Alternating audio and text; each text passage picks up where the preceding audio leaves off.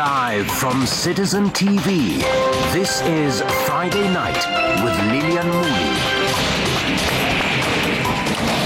Hello there and a very good evening to you. Many thanks for joining us tonight. Tonight, we give you details around medical cover for the poor. President Ruto says the government is to pay Social Health Authority premiums for 2.2 million vulnerable Kenyans. We'll also be putting a spotlight on childhood cancer. How do these children cope with the emotional and psychological distress of a cancer diagnosis? We'll be telling you about diversional therapy later in the bulletin. All that is on Friday Night tonight. But for now, let's take a look at stories making headlines.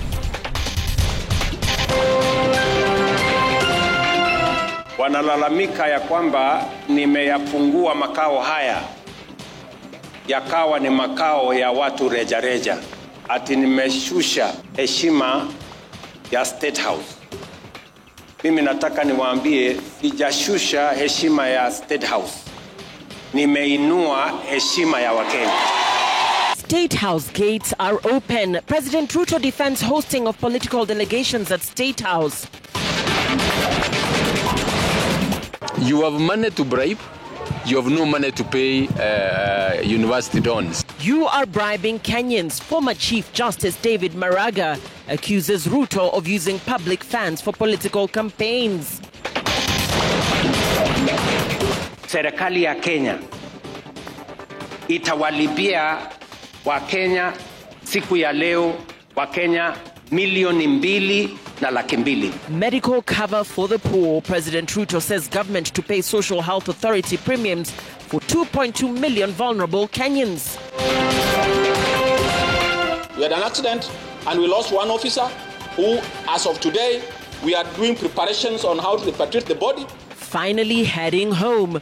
Body of Kenyan police officer killed in Haiti ready for repatriation as search continues for missing officer Benedict Kabiru.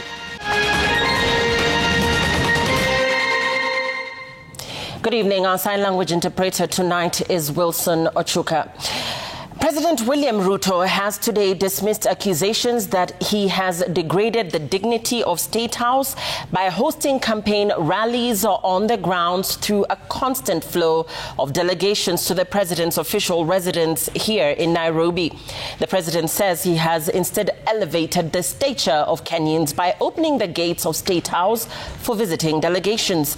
The president has hosted about 10 delegations of grassroots leaders, including professionals and religious leaders, with a recent meeting of 10,000 teachers at State House, Nairobi, reportedly gobbling up about 100 million shillings.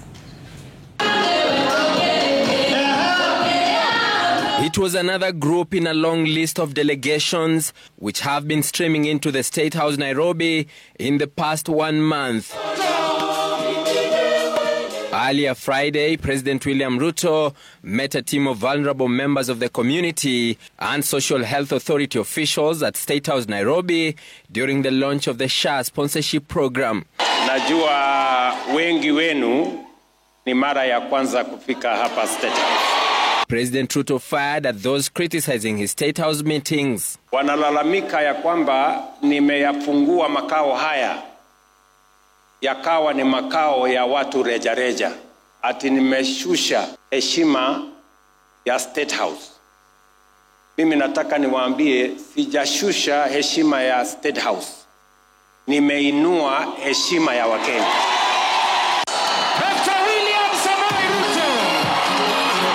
The president has hosted a record 10 meetings in 1 month with regional caucuses, including county leaderships, professionals, and grassroots leaders. Ni noma si noma. The recent Walimu na Rise Forum, bringing together 10,000 teachers on the day the president was marking a 3rd anniversary in office. The meeting laced with political undertones. As the Secretary General on behalf of teachers, I want to say, Kumi bila break. The teachers' delegation reportedly blowing away over 100 million shillings in a day. Transport reimbursement for teachers was 10,000. 10,000 shillings. So that's 100 million shillings. And I think Mr. Mbui is looking at teachers. No. A day earlier, the president had also hosted another group of grassroots leaders from Murang'a County and the larger Gusii region. The meetings drawing criticism from the opposition, with the former Deputy President Rigathi Gachagua terming the gatherings as a theatre of handouts and corruption. The other day he called the people of Kiambu and spent 60 million shillings. A week after he called the people of Meru, spent another 60 million shillings. Today he's going to spend 60 million shillings. He's giving people 10,000 each. The president has also met two other groups from Meru and Murang'a counties within the month. President Ruto also met one of the biggest delegations in August, convening 1,100 Nairobi business groups with empowerment giveaways totaling over 500 million shillings. The delegations have now raised concerns on the cost of keeping the teams coming and whether or not the president has been using the platforms for early campaigns. Emmanuel To, Citizen TV, Nairobi. Opposition leaders Martha Karua of People's Liberation Party DAPK's Eugene Wamalwa and presidential aspirant David Maraga are accusing President William Ruto of mass voter bribery through hosting delegations at State House, Nairobi. Speaking separately during various events in the country, the leaders said the alleged facilitation monies used to pay delegations should be directed to critical sectors such as education and health in order to improve the livelihoods of Kenyans, as Seth Olale reports. President William Ruto's hosting of delegations at State House continues to irk opposition leaders who say the House on the Hill has become an epicenter for voter bribery. In Kisii County, Chief Justice Emeritus David Maraga accused President William Ruto of bribing Kenyans through empowerment programs. The 2027 presidential aspirant, while attending a graduation ceremony at Camel Park Training College, demanded that the money being dished out at State House to be diverted to pay striking dons. Now there is no money to pay teachers, the university dons. I've given notice, I don't know when it is expiring, and they are downing their tools. What does that tell you? You have money to bribe, you have no money to pay university dons.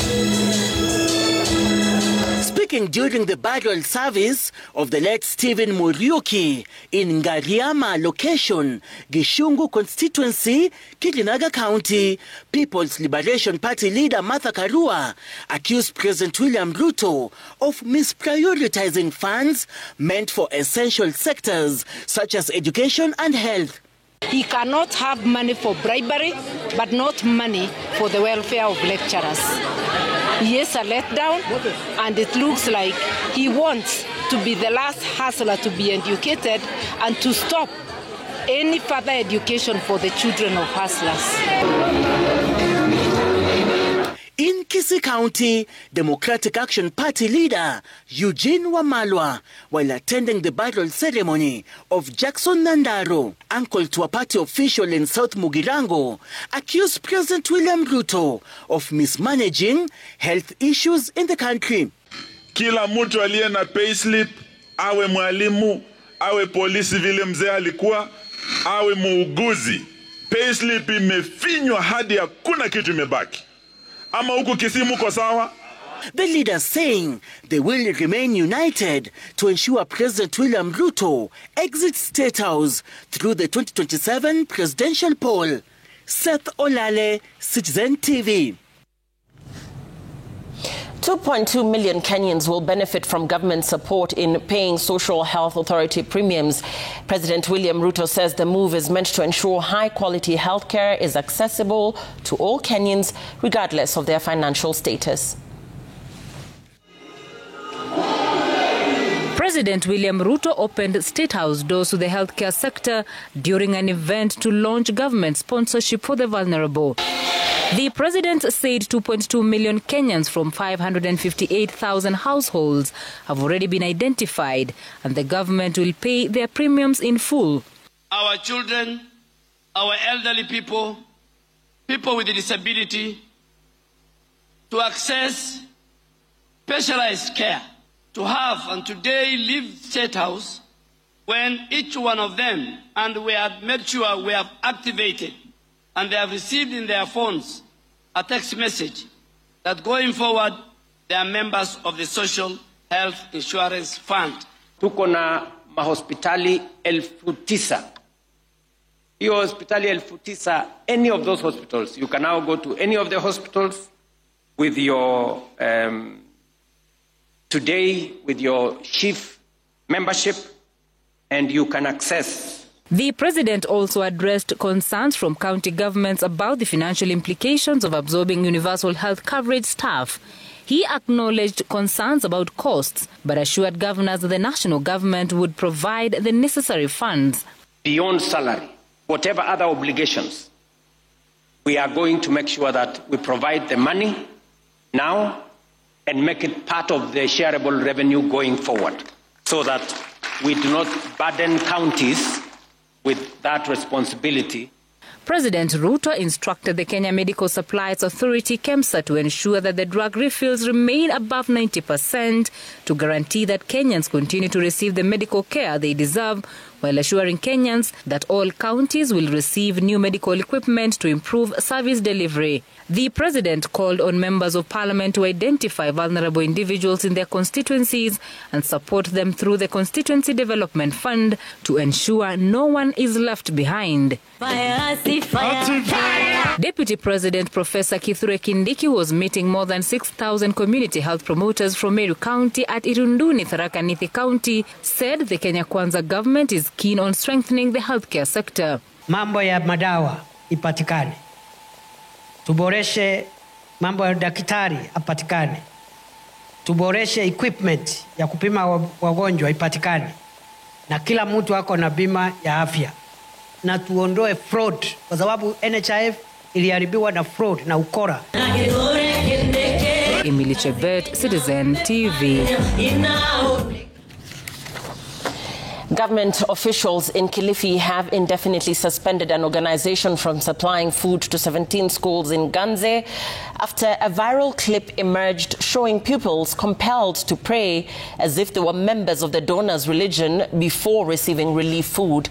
According to the Kilifi County Commissioner, an investigation into the matter has already been launched, as Crispin Otieno reports. This amateur video recorded in Ganze, Kilifi County, has stirred public outrage both locally and nationally after being shared widely on social media. The footage shows hundreds of pupils from more than 17 schools seemingly compelled to make Hindu prayers before being served with meals.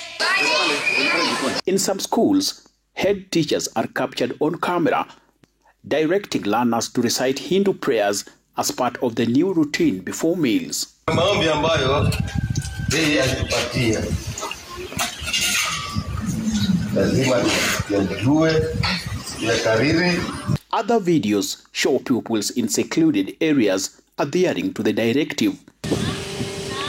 Following a day-long meeting with the county education team, the Kilifi County Commissioner ordered the immediate suspension of the food program of the organization implicated. This August, tumepata ripoti kwamba this August primary schools 16 na secondary school moja waliitwa Mombasa wakakuwa na mkutano na wakachange the system on how they have been providing food. Tumesimamisha huyo foundation, Krishna Children Foundation, from supplying food to our schools because tuliona sio nzuri. Kama unataka kusaidia, saidia kwa njia ile nzuri, sio kulazimisha wanafunzi wafanya mambo ambayo sio nzuri vile mlikuwa mmeona kwa hizo video clips. Kibiwot added that the organization, identified as Krishna Foundation, had been operating without proper disclosure to education officials. Tumeambia our county director of education pamoja na county TSC who deal with those teachers professionally. Shule ili ukubali mtu yeyote aingie kwa shule hata kupeana chakula vile wanafanya lazima uwe clear na county education board na PS wa education. So hizo vitu wamefanya, na hiyo training yao ya ACAS nasikia hata walikuwa wamefanya bila authority ya Sub-County Director of Education. Authorities have also confiscated several Hindu material from the affected schools as investigations continue. Ndio, lakini hizi vitu zinafanya nini kwa ofisi yako kama ulikuwa But with the abrupt halt of food program in drought-stricken Ganze, the welfare of hundreds of pupils now hangs in the balance. Crispino, TNO, Citizen TV. Interior Cabinet Secretary Kipchumba Murkomen has criticized journalists for questioning his remarks, suggesting police officers can ask citizens to fuel their vehicles when called upon for security services. Speaking amid public outrage, Murkomen stood by his comments, dismissing claims that such requests amount to bribery. He insisted officers are often stranded due to fuel shortages before end of month. Citizen TV's Ben Kirui reports. The Interior Cabinet Secretary has come out guns blazing, defending controversial claims that members of the public are sometimes asked to fuel police vehicles when officers respond to emergencies. The visibly agitated Kipchumba Murkomen reserved his harshest words for the media. Is it news that mafuta ya police for the longest inaisha before the end of the month? It's public knowledge. The allocation we give our police officers ni 450 liters. Alafu polisi akisema mafuta imeisha unaita yeye corrupt. Tuaje ujinga.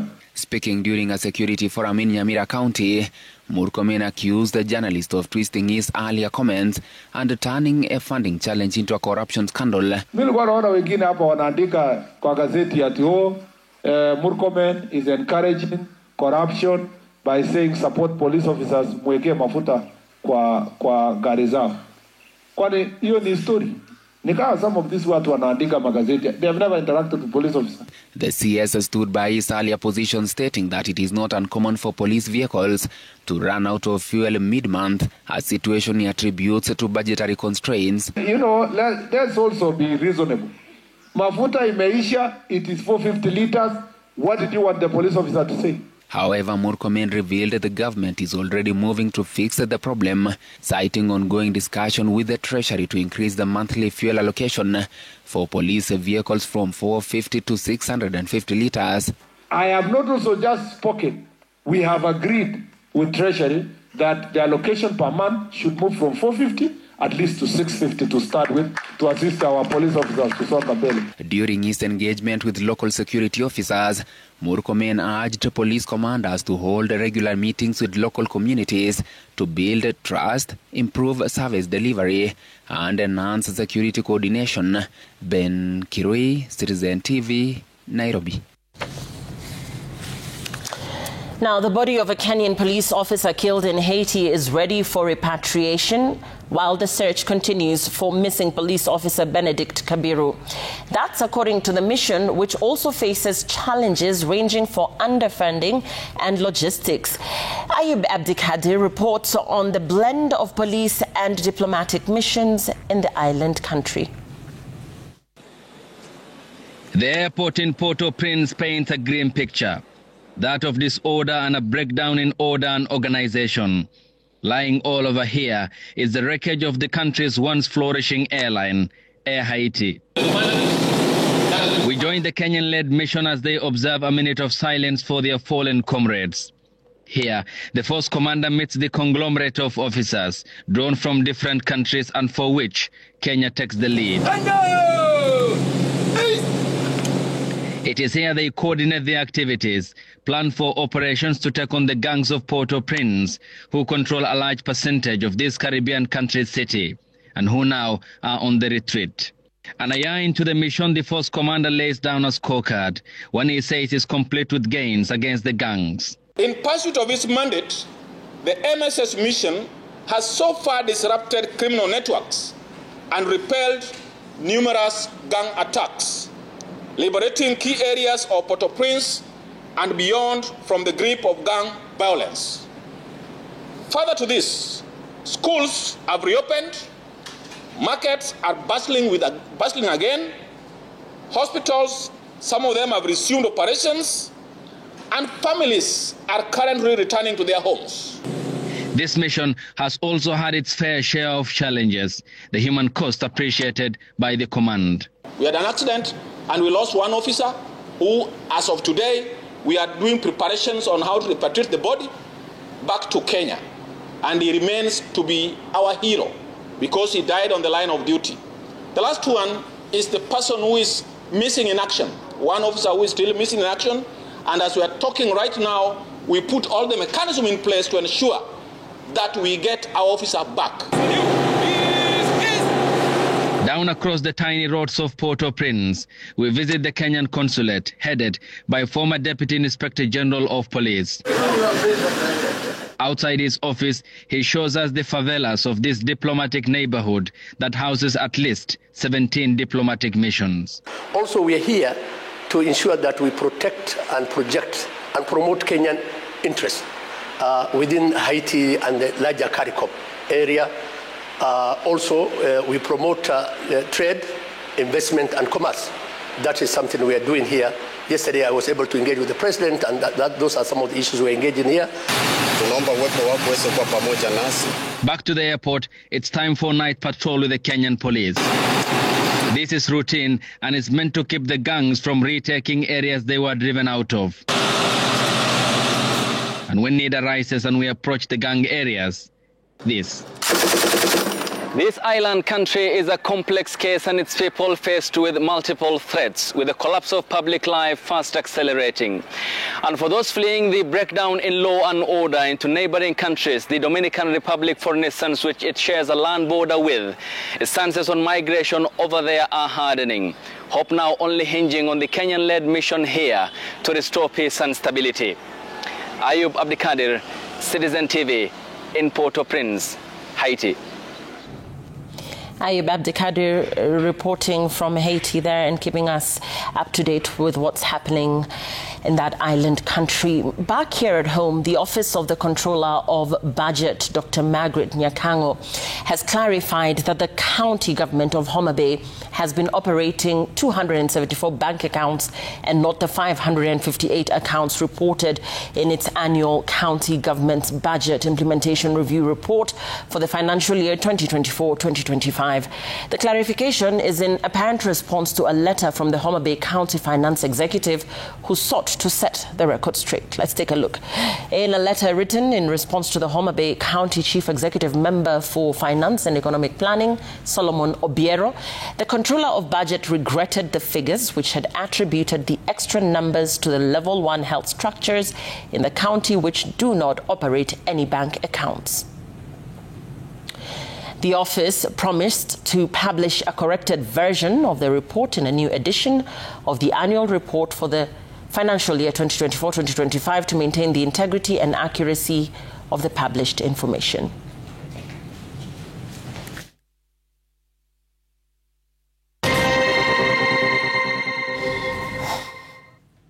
Welcome back.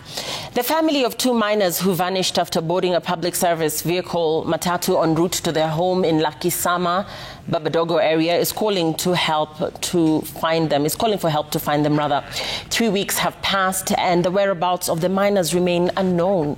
The situation has left their grandmother battling hypertension and forced her to halt her daily activities in search of the miners.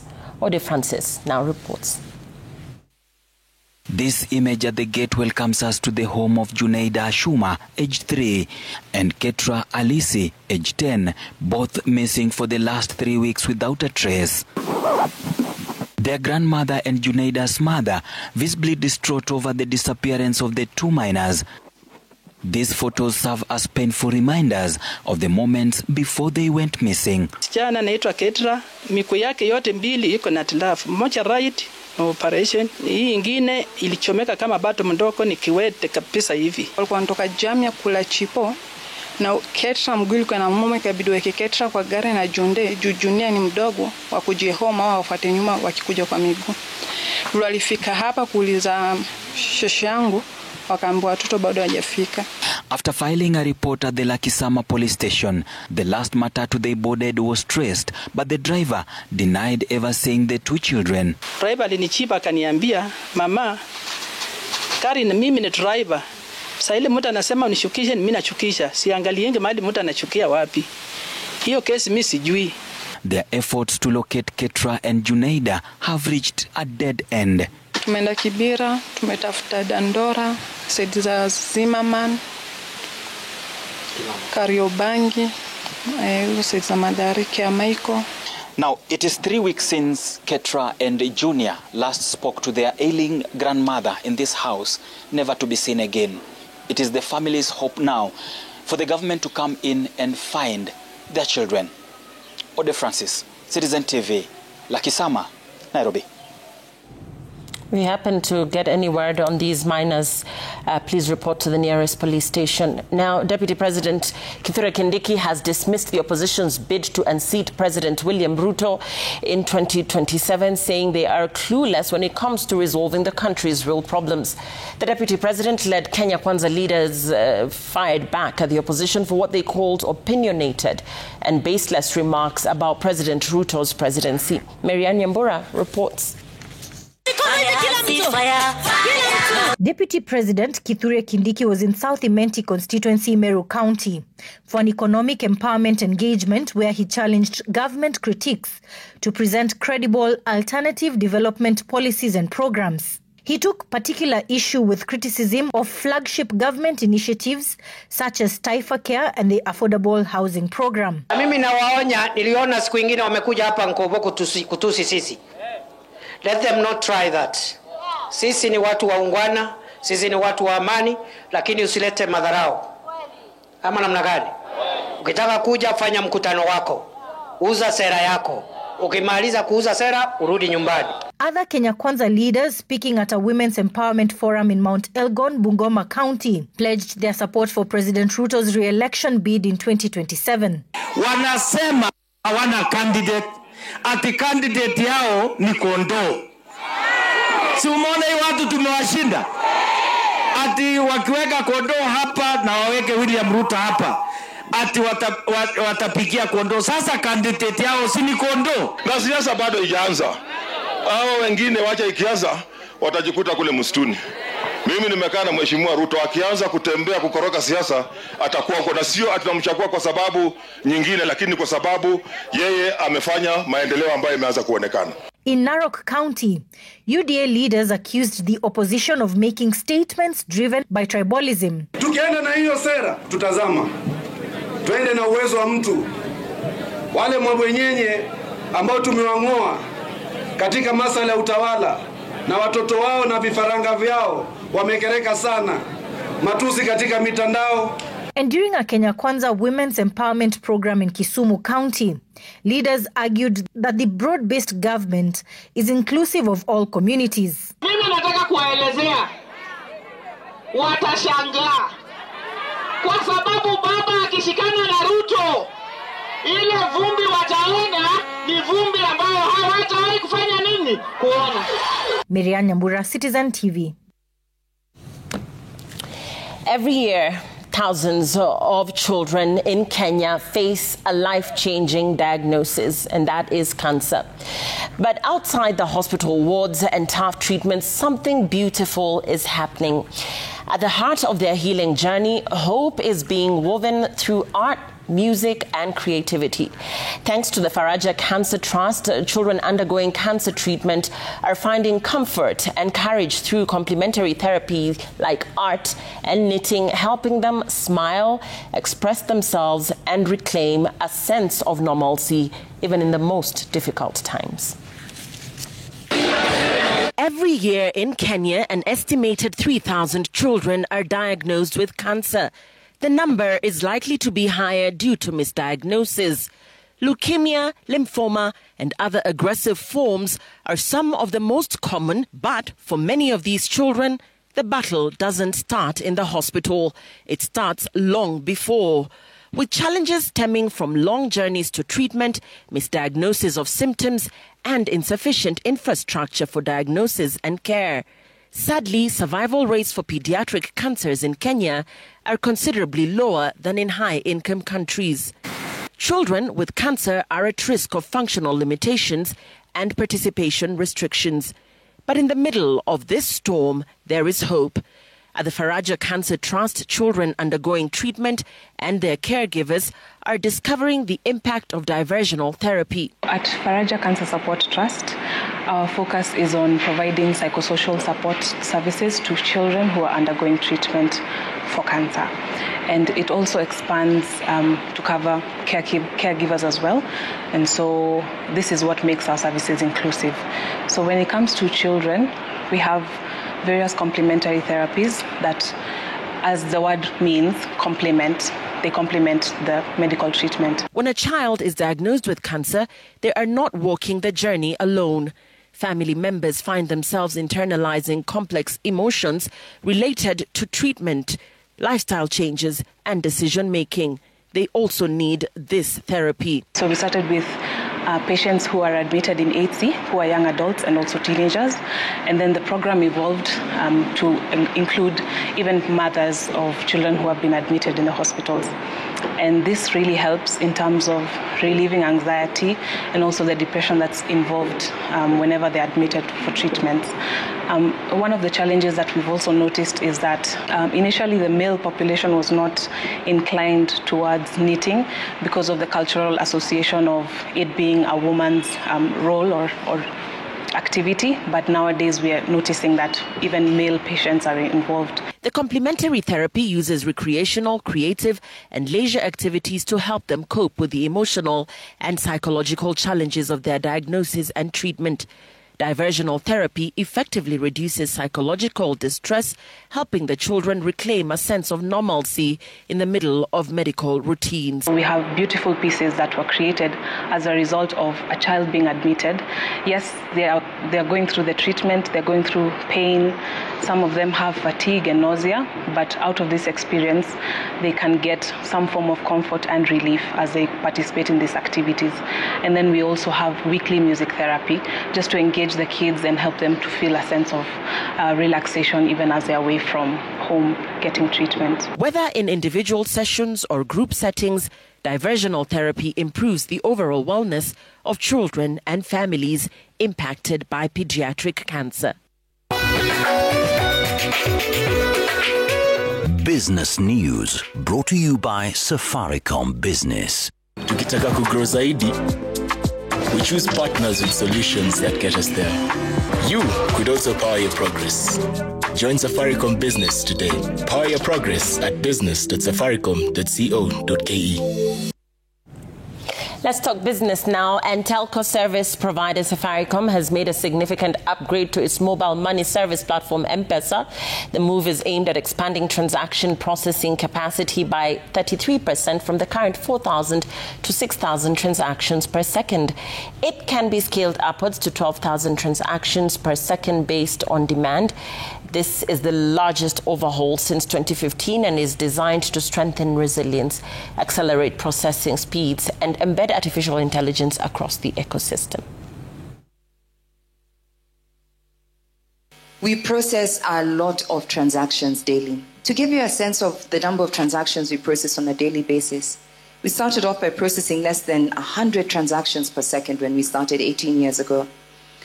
Today, on a daily basis, as an average, we process 100 million transactions.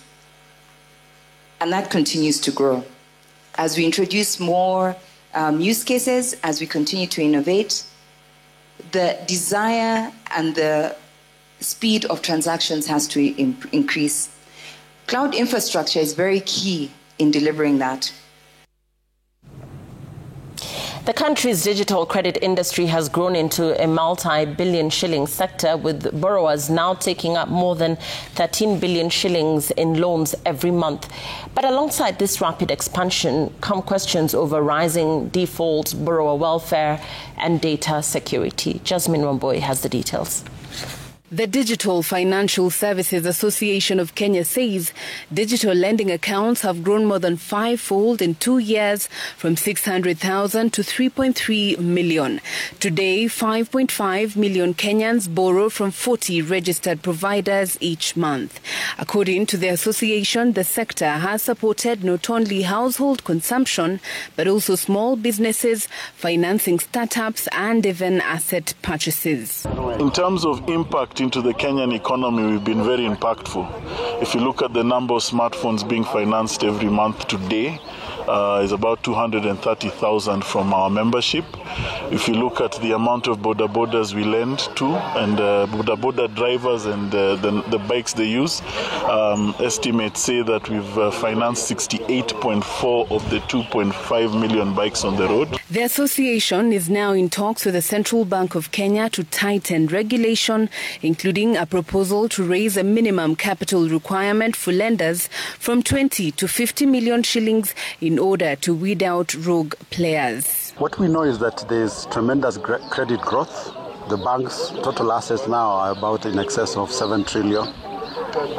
If you look at the SACCO sectors, in excess of 1 trillion. But if you look at the level of non-performing loans, it's now averaging about 20%. You will find some lenders have up to 30% of non-performing loans. Industry players are, however, warning of rising indebtedness, weak data protection and the risk of cyber attacks as more financial services go digital. Jasmine Wamboi, Citizen TV. It's all systems go as the Agricultural Society of Kenya readies the 2025 Nairobi International Trade Fair set for later this month at the Jamhuri Park Showground in Nairobi. More than 300 exhibitors, including participants from China, India, Ghana, Tanzania, South Africa, Canada and Nigeria, have confirmed attendance at East Africa's premier platform for innovation, agribusiness and youth empowerment. The event spotlights Kenyan excellence while strengthening value chains linking farmers to markets and creating opportunities for SMEs, startups and corporates. This year's trade fair is designed to be more impactful, inclusive and future-focused than ever before. Our priority is to elevate the experience for both exhibitors and visitors. To achieve this, we are investing in systems, infrastructure, and people to ensure seamless access, enhance customer service, and robust security. This year's trade fair will run from 29th of September to the 5th of October under the Promoting Economic Smart Agriculture and Trade Initiative for Sustainable Economic Growth.